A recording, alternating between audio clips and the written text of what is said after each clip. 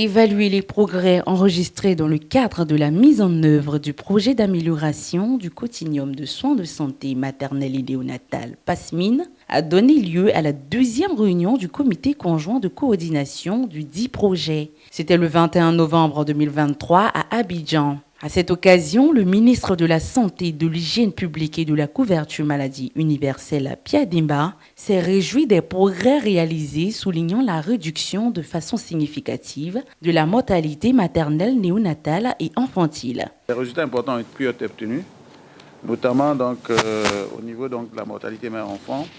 Ainsi, selon l'enquête démographique de santé 2021, la mortalité maternelle a connu une amélioration substantielle en passant de 614 en 2011 à 385 décès pour 100 000 naissances vivantes en 2021.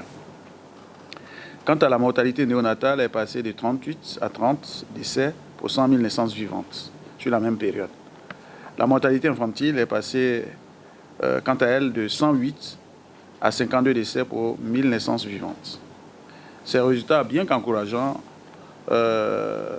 qui ont été possibles grâce aux actions synergiques de l'État et l'ensemble de ses partenaires techniques, restent encore très faibles et insuffisants pour atteindre nos objectifs qu'on s'est fixés. Et pour cela, il faut pour que la situation de santé maternelle et natale s'améliore, il faut donc mener des actions, parmi lesquelles les actions identifiées dans le cadre de ce projet important qu'est le PASMIN, qui vise à l'amélioration de la qualité et l'humanisation des soins, et qui est une exigence de santé pour le bien-être de chaque femme et chaque enfant, en particulier les mères et les nouveau-nés. Tout comme il s'est dit satisfaire des résultats encourageants relatifs au renforcement de capacité de 282 sages-femmes et infirmiers dans le cadre du dit projet.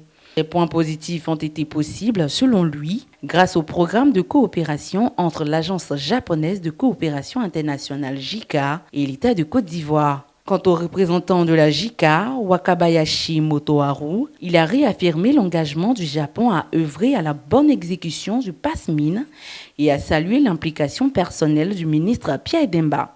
Enfin, lancé en 2020, le PASMIN est conjointement financé à hauteur de 3 milliards de francs CFA par le Japon et la Côte d'Ivoire et s'étend sur 5 ans.